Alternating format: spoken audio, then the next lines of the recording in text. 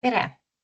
Mina olen Mare Roosileht ja mina olen teie koolitaja kursusel tõhus andmetöötlus ja dokumendihaldus.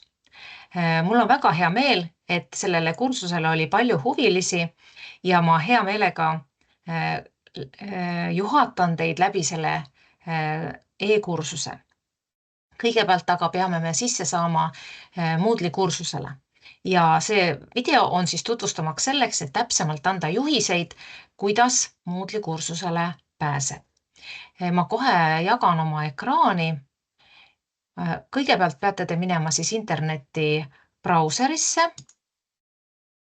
Nii. Ja valima seal sellise lingi moodle.taltech.ee või siis ma saatsin teile ka PDF-faili, kui te klõpsate seal lingil, siis te jõuate ka sellele lehele. Nüüd, kui me täpsemalt vaatame, siis kõigepealt saate valida keele. Kas te soovite sisse logida inglise keeles või eesti keeles? Igaüks saab valida talle sobivama keele.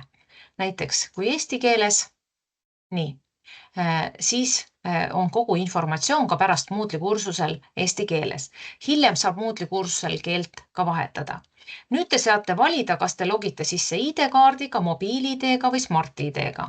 TalTech Uni ID on siis Tallinna Tehnikaülikooli töötajatele. Nii et kui siin on Tallinna Tehnikaülikooli töötajad, nemad saavad seda kasutada või on õppinud või õpivad Tallinna Tehnikaülikoolis, siis nendel on oma Uni ID olemas ja nad saavad sisse logida. Nii, ma valin, nii, siin on Smart ID. Ja siia tuleb siis salvestada oma isikukood, märkida oma isikukood, märkida ära jätka ja siis oma mobiilist sisestada vastav kood.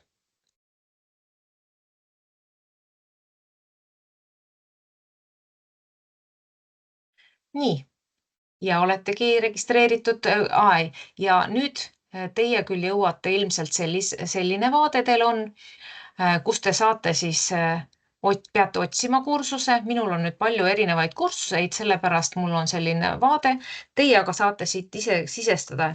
Piisab, kui te kirjutate näiteks tõhus andmetöötlus ja dokumendihaldus.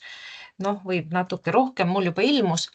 Ja siis klõpsate sellel koolitusel ja oletegi koolitusele sisse logitud. Nii et head õppimist ja kohtumiseni kursusel!